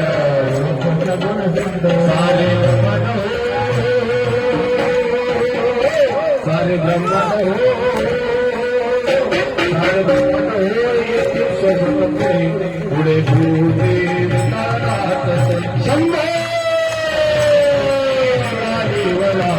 पुढे भूते अलिवरा पुढे माझ्या शंभूची शंभूची अलिवरा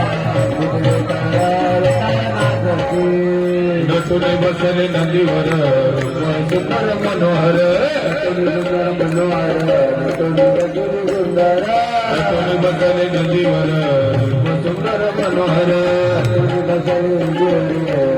सुंदर मनोहर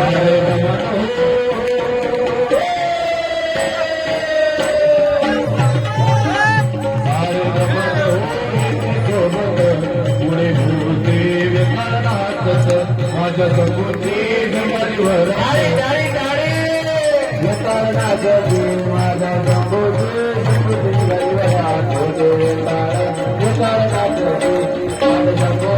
समोरची गाडीवर पुढे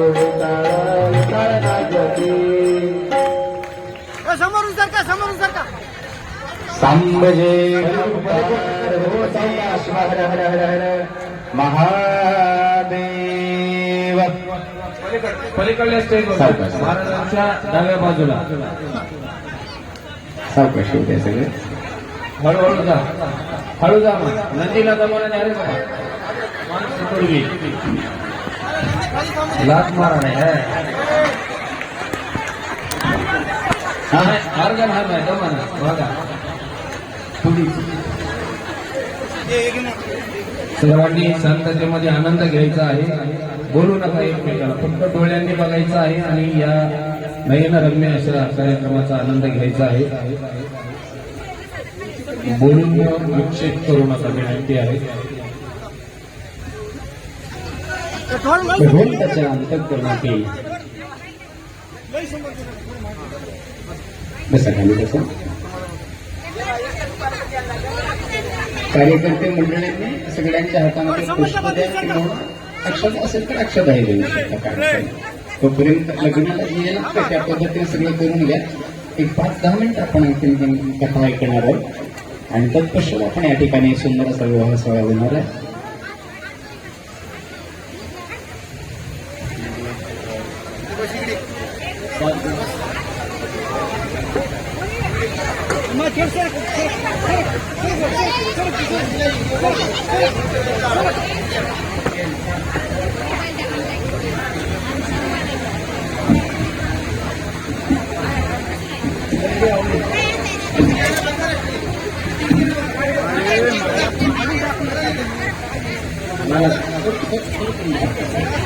बसू बसू बसू.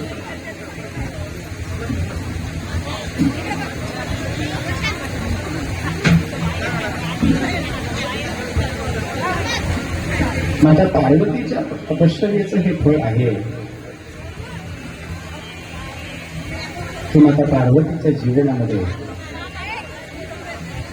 भगवंताचं येणं झालेलं आहे.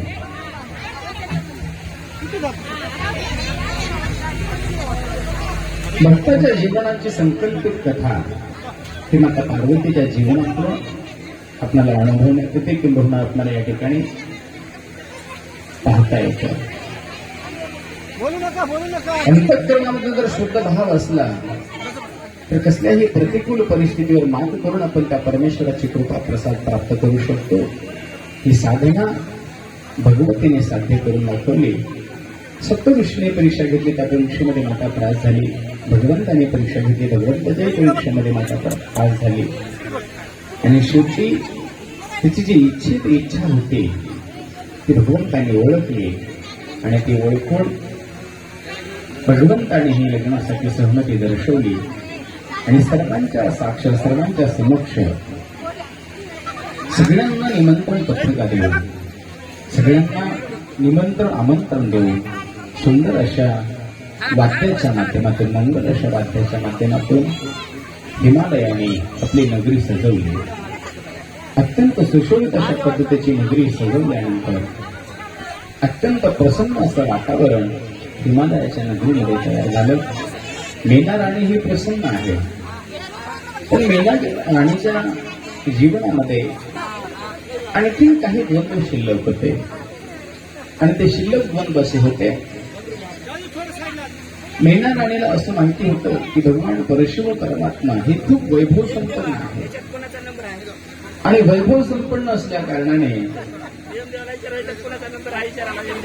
मीना राणीला वाटायचं माझे जावई हे अत्यंत मोठ्या लवाजमासोबत येतील. आम्ही ज्याला बारदाना म्हणतो, होराडी मंडळी. मीना राणीच्या अंतःकरणामध्ये जो मोह होता ना वैभवाचा, गर्व होता वैभवाचा, त्याचं हरण करायचं होतं परमेश्वराला, म्हणून भगवंताने तिथंही थोडीशी लीला केली. मीना राणी आपल्या जावयाचं वरड येत आहे हे पाहून आपल्या भुवनाच्या उंच अशा वरच्या मजल्यावर जाऊन उभी टाकली येणाऱ्या वरणाचं वैभव पाहण्यासाठी. इथं 3 व्यक्ती आहेत, लक्षात घ्या. पहिली व्यक्ती आहे मुलीचे वडील, दुसरी व्यक्ती आहे मुलीची आई आणि तिसरी आहे स्वतः मुलगी. या तिघांच्या इच्छा जीवनामध्ये वेगवेगळ्या असतात. वडिलांना वाटतं मुलगा कसाही असू द्या, काय हरकत नाही, थोडासा सावळा चालेल, थोडासा उंच चालेल, थोडा लहान चालेल, थोडा जाड चालेल, थोडासा सडपातळ चालेल, शरीराने थोडाफार असा तसा असेल तरी चालेल, पण गुणांनी मात्र खूप चांगला असणं गरजेचं आहे. वडिलांची इच्छा आहे उभं आयुष्य माझ्या मुलीचा हा भार सोसू शकेल का, हा अत्यंत महत्वाचा विषय लक्षात घ्या.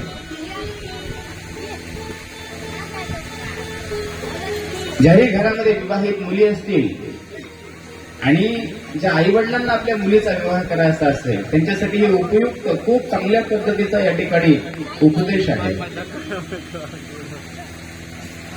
बापाची इच्छा आहे, वडिलांची इच्छा आहे, मुलगी ज्याच्या दारात आपण देणार आहोत किंवा ज्याला आपण देणार आहोत, ज्याला अर्पण करणार आहोत, ज्याच्यासोबत आपण कन्यादान करणार आहोत, तो उभं आयुष्य माझ्या मुलीला सुखामध्ये ठेवू शकतो का, हा विचार अगोदर बाप करत असतो. आणि हा विचार करून मुलगा सावळा जरी असेल, मुलगी पांढरी शुभ्र जरी असेल तरी काही हरकत नाही. म्हणून मुलगा स्वावलंबी आहे का, हा अत्यंत महत्वाचा विषय आहे. वडिलाच्या प्रॉपर्टीवर जगणारा, वडिलाच्याच प्रॉपर्टीला रिगोट्या मारणारा आणि तेवढ्यामध्येच आपलं जीवन व्यतीत करणारा आपल्या पत्नीला कधीही समाधानी ठेवू शकत नाही, हे लक्षात घ्या. म्हणून तरुणांनी कर्तृत्ववान होणं गरजेचं आहे, तरुणांनी स्वावलंबी होणं गरजेचं आहे, तरुणांनी कष्ट करणं गरजेचं आहे, तरुणांनी उद्योजक होणं गरजेचं आहे, तरुणांनी स्वतःची काहीतरी अंबानी तयार करणं गरजेचं आहे. वडिलांची प्रॉपर्टी पुंजी ही तुमच्यासाठी संग्रही आहे, एवढं पाहिजे आलेली आहे. त्याला धक्का न लागू देता तुमच्या स्वतःचं जीवन सुद्धा सुंदर असलं पाहिजे. याच्यासाठी वडिलांची इच्छा आहे की मुलगा स्वकर्तृत्ववान असावा, स्वतःच्या पायावर उभा असावा आणि उभं आयुष्य माझ्या मुलीला सांभाळणारा, समजून घेणारा असावा. आणि ही खरं सुख आहे, लक्षात घ्या. पोरग बक्कळ पांढरं शिपट आहे चुन्यामी, पण रोज लेजिम खेळत येते. पोरग रोज बक्कळ कमी येते, पण अर्धे तर त्या नशा पाणीमध्ये, त्या जुगारामध्ये घालत आहे ना. भरपूर प्रॉपर्टीचे पोर आहे, पण जर विवाह झालेल्या आपल्या पत्नीला जर ते जर शारीरिक सुख, मानसिक सुख आणि आत्मिक सुख देत नसते, तर सोन्याने मडवलेली लंका सुद्धा दुःख देत असते, हे लक्षात घ्या. म्हणून ज्या कन्याचा तुम्ही विवाह करत असाल, तो मुलगा अत्यंत कुशाग्र बुद्धीचा असला पाहिजे. शून्यातून विश्व निर्माण करणारे अनेक तरुण आम्ही पाहिलेले आहेत, पण त्याच्यामध्ये योग्य अशा पद्धतीची विचारश्रेणी असणं गरजेचं आहे. आणि अशा मुलाला शोधूनच आपली कन्या दान करा, किंवा आपल्या कन्येचा हात त्याच्या हातात द्या. आपली कन्या म्हणजे गाय आहे, आणि गाय हे गोपालकाच्या घरी शोभून दिसते, खाटकाच्या घरी नाही. एखाद्या कसयाच्या घरी जर तुमची गाय गेली तर निश्चित तिचा काळ लवकर येतो. तुमच्या घरी जी तिने स्वातंत्र्य अनुभवली होती, तिथं गेल्याबरोबर ती पारतंत्र्यात पडते, आणि 6 महिन्यात तिची कळाची दुष्कळा निर्माण होत असते. तुम्ही बऱ्याच जणांना अनुभवला असेल. म्हणून मुलीच्या कन्येच्या वडिलाची इच्छा आहे मुलगा स्वावलंबी असावा, पण मुलीच्या आईची इच्छा आहे मुलगा गुणवान नसेल तर कमी जास्ती चालतंय, मुलगा पांढरा नसेल तर चालतंय, है ना, पण मुलगा धनवान पाहिजे, है ना. मुलीच्या आईची इच्छा आहे.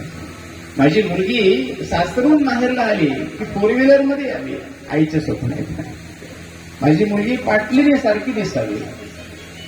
आज बरेचसे नुसते नावाचेच पाटले, पाटील की निघून गेली, आता गडीचे वाडे गेले सगळे, आता काय राहिलं नाही. पण सासूची इच्छा आहे मुलीचं सासर हे वैभव संपन्न असावं. आणि तिसरी व्यक्ती आहे जिला विवाह करून घ्यायचा आहे, ती मुलगी. त्या मुलीला गुणाशीही देणे घेणं नाही आणि धनाशीही देणे घेणं नाही आहे. त्या मुलीला रूपाशी देणे घेणं असतं. जोडा सोवला पाहिजे, बाकी काही नाही. 2 टाइमऐवजी एकच टाइम जेवण करू, पण जोडा सोवला पाहिजे. या सगळ्या वेगवेगळ्या इच्छा आहेत, पण या सगळ्या वेगवेगळ्या इच्छामध्ये फक्त एक इच्छा सगळ्यात योग्य आहे, ती म्हणजे घरच्या बापाने घेतलेला निर्णय. आणि ज्या बापाने निर्णय घेतलेला असतो तो मुलांच्या हितासाठी असतो, ही मुलींना आणि मुलांना कळणं गरजेचं आहे. म्हणून हिमालयाने भगवंताच्या चरणी सगळं वैभव पाहिलं होतं, पण मेना राणीच्या मनामध्ये देवाचं वैभव पाहावं ही इच्छा झाली. तिच्या मनातला मोह काढण्यासाठी भगवंतांनी लीला रचली, आणि देवातील एकेक्या स्वर्गातील म्हणजे एकेक्या देवाला आपापलं वैभव घेऊन यायला सांगितले. प्रथमतः स्वर्गातले सगळे देव आले, चंद्रदेव, सूर्यदेव, अग्निदेव, वायुदेव सगळे आले. सगळ्याला पाहू लागले, म्हणजे हा माझा जावई आहे का, तो माझा जावई आहे का. नारद महर्षी बाजूला सोबत टाकले, अरे नाही, हे तर त्यांचे सेवक आहेत. अग्नी असेल, वायू असेल, चंद्र असेल, सूर्य असेल, इंद्र असेल, हे सगळे त्यांचे सेवक आहेत. मेनाला वाटायचं सेवकाचा एवढा थाट असेल तर जावयाचा कसला थाट असेल. ते खुश आहे. नंतर काही प्रमुख देवांना पाठवण्यात आला. प्रमुख त्यांचं वैभव तिनं पाहिलं, त्यांच्यापेक्षा वैभववान. म्हणजे हे कोण आहेत, त्यांनी म्हणले हे त्यांचे सहकारी आहेत, हे त्यांचं मंत्रीगण आहे. भगवंताने सांगितलं की काम करायचं यांचं काम आहे. म्हणजे मंत्री एवढे भारी असतील तर राजा कसला असेल. पुन्हा नंतर ब्रह्मदेवाची स्वारी, विष्णुदेवांची स्वारी. म्हणे विष्णुदेव म्हणजे हे आहेत का जावई, नाही नाही, हे त्यांचे मानस पुत्र आहेत, हे त्यांचे सहकारी आहे, ते अणूच आहे, हे ते नाही आहे. मग तर ती आता तिच्या दोघंच काम करणार आहे.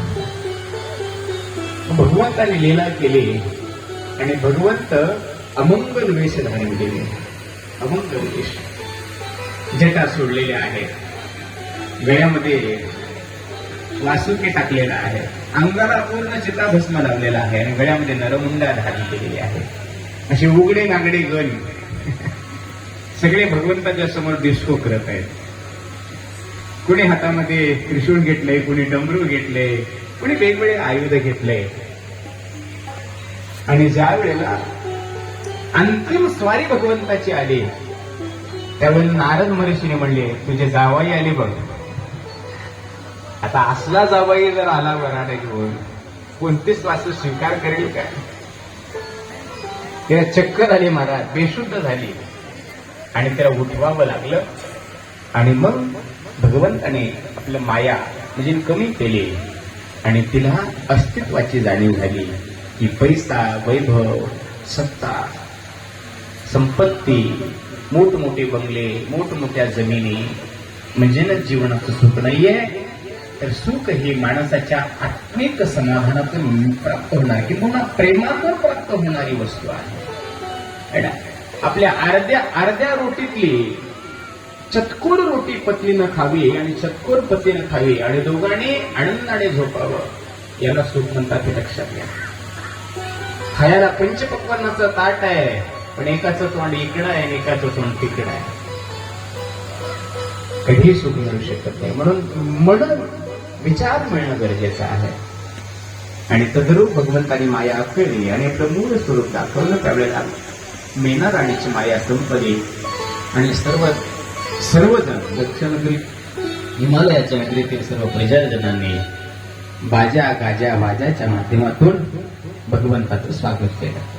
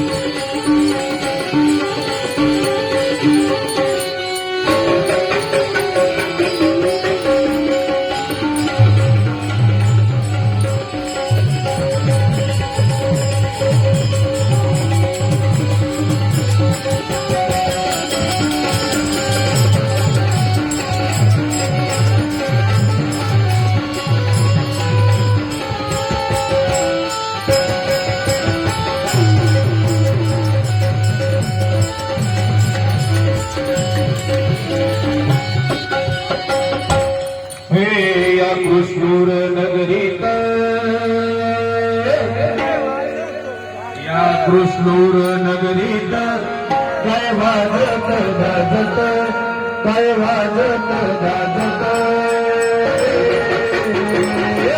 सोन्यात बाजिंग लगीन देवाच लागत सोन्यात बाजिंग लगीन देवाच लागत काय वाजत गाजत काय वाजत गाजत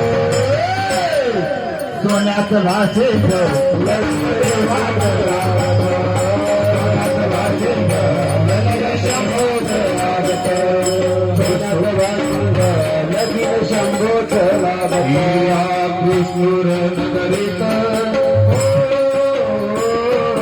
कृष्णूर नगरीत काय वाजत गाजत काय वाजत गाजत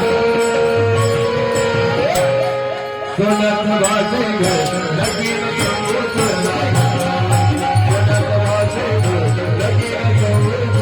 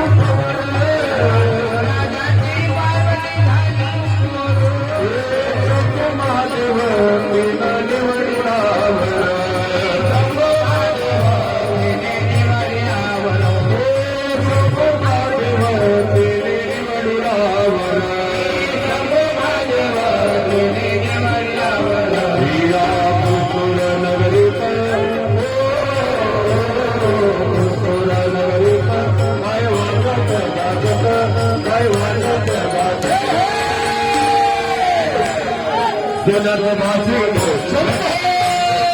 सोन्यात बाजिंग लगीन शंभोच लागत सोन्यात बाजिंग लगीन शंभोच लागत सोन्यात बाजिंग लगीन शंभोच लागत सोन्यात बाजिंग लगीन शंभोच लागत सोन्यात बाजिंग लगीन शंभोच लागत ही शंभुदेवाच्या झाली रंगाची तयारी शंभुदेवाची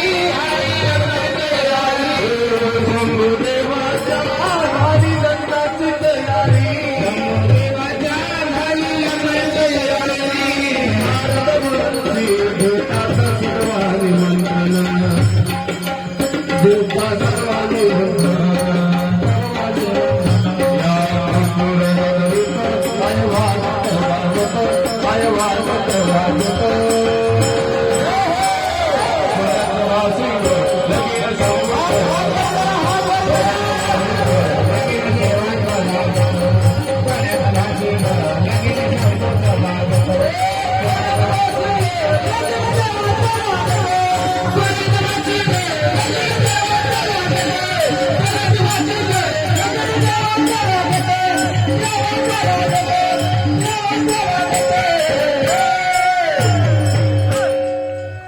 संभजी नमः पार्वतीपते शिवाय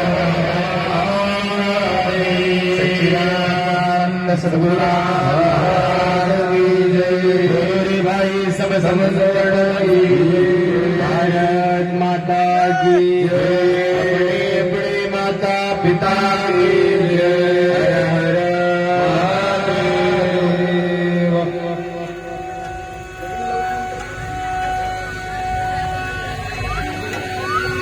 लग्न लावणार गीत म्हणणार आहेत.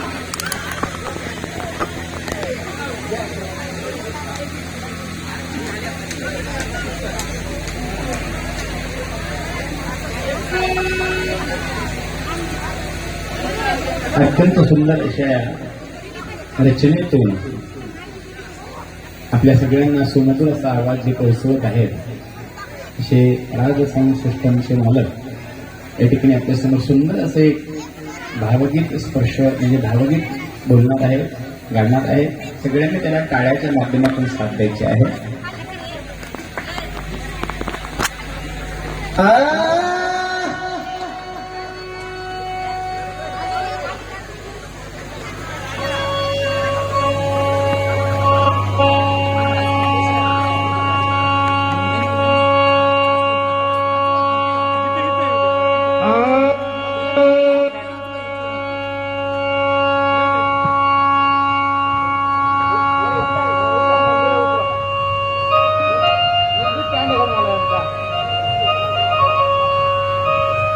डम डम डम डम डमरू वाला डम डम डम डम डमरू वाला डम डम डम डमरू वाला डम डम डम डमरू वाला डम डम डम डमरू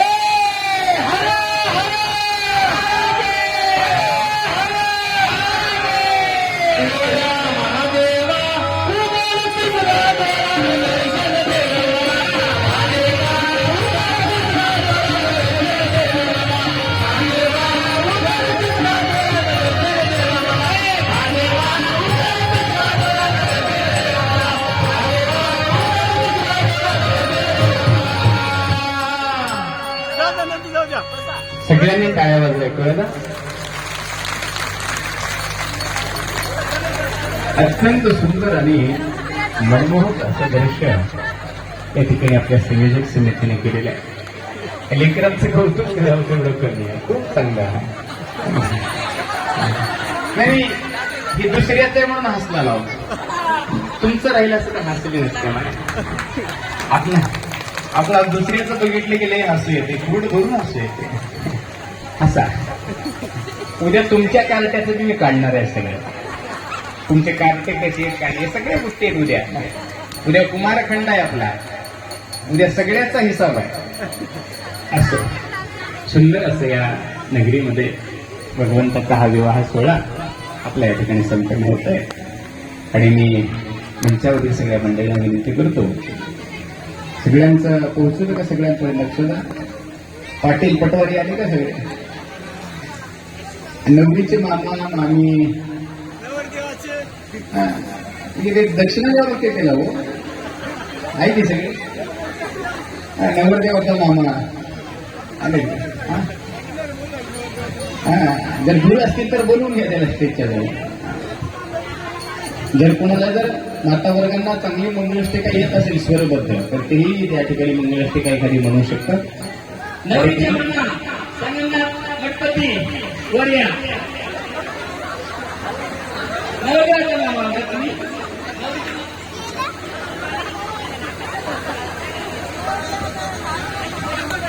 चला, लग्नाचा टाइम झालेला आहे. तरीही नवरदेवाची मामा व तसेच नवरीचे मामा मंचावर यायचं आहे. चला.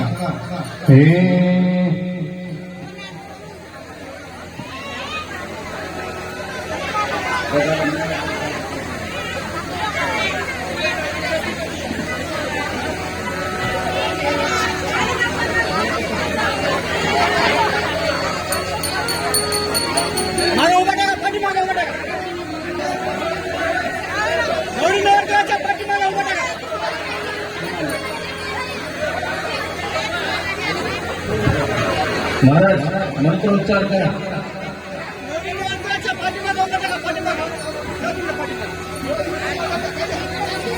तिकडे जा महाराजाकडे नाही दे मंत्रोच्चार करतात ते.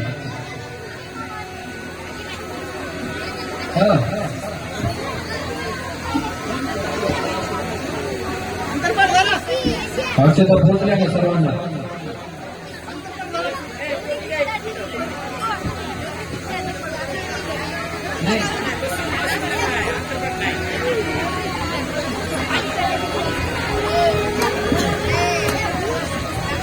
नाही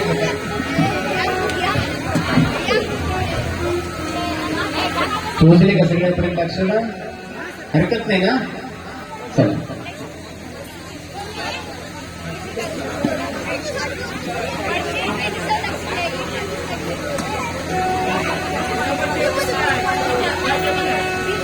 पहिली मंगल अक्षता सगळ्यांना पोहोचला का? पहिली मंगलाष्टका होणार आहे. मंगलाष्टका फक्त 5 होते, त्या सर्वांनी लक्षात घ्यावे.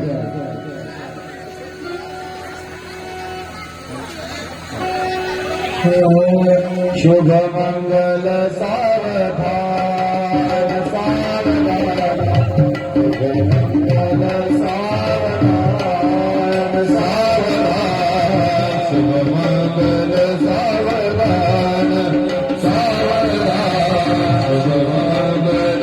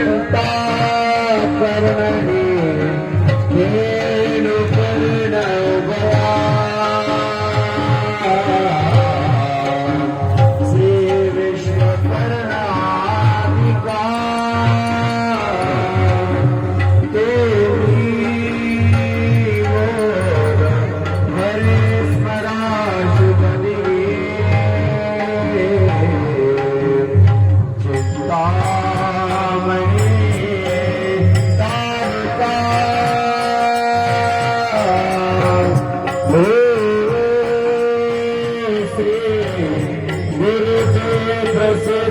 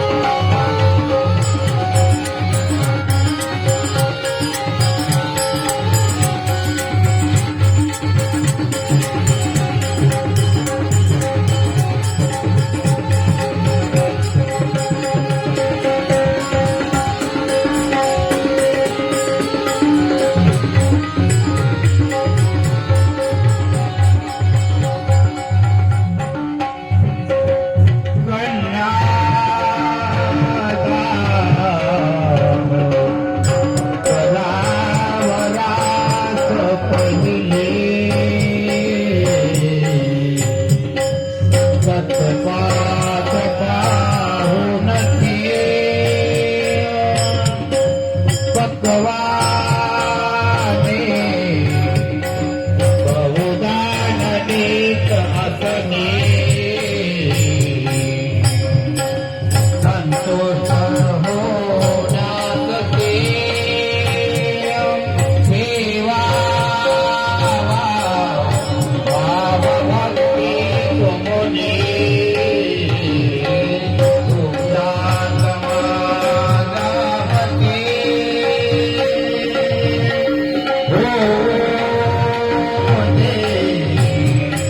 सुबल गणती मधुबला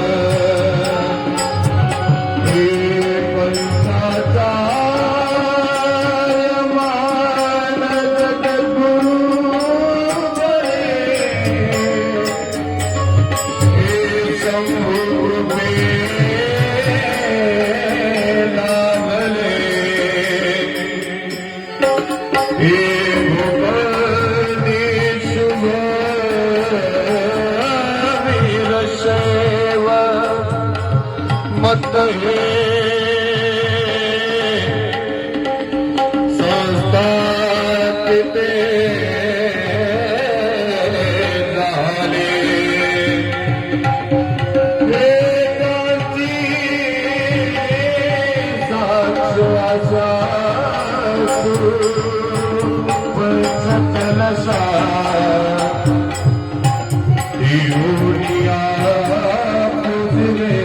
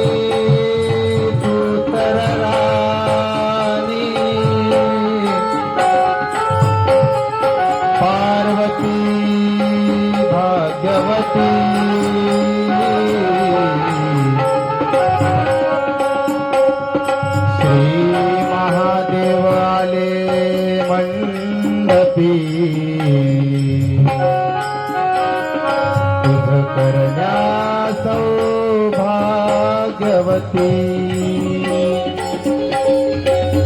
नानकी लेखतो पर्वत राजायाची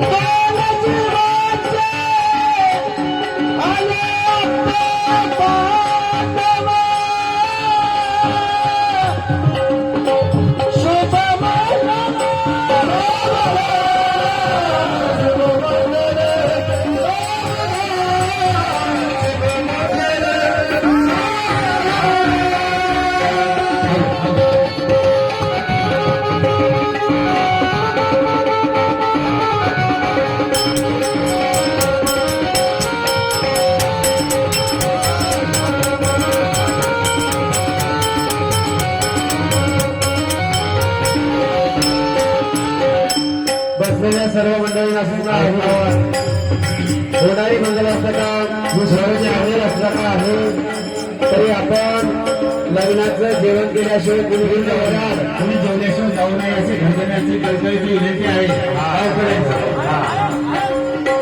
तसे जेवण जाताना काही हाताने कोणी जाऊ नये. सगळ्यांना मूळ काढून पाठवलेलं आहे. सगळ्यांना आहेर करून जावं अशी विनंती.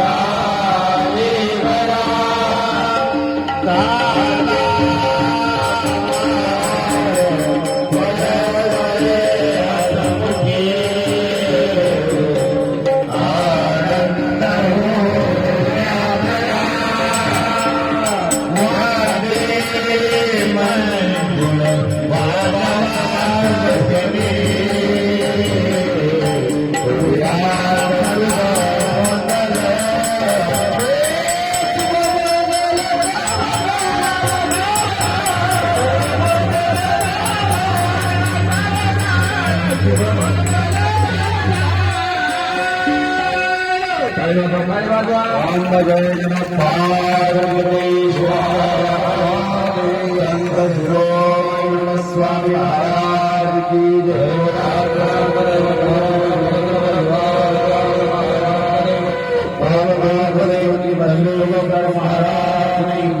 बोलो रे भाई सब संतन की अपने अपने माता पिता की जय. भारत माता की जय.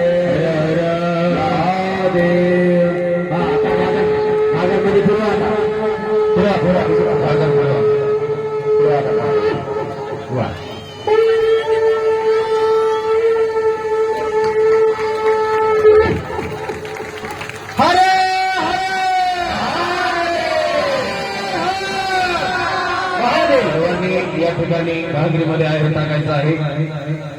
अतिशय सुंदर असा विवाह सोहळा आपली पावन नगरी कृष्णूर या ग्रामामध्ये आपल्या सर्वांच्या साक्षीने पार पडलेला आहे.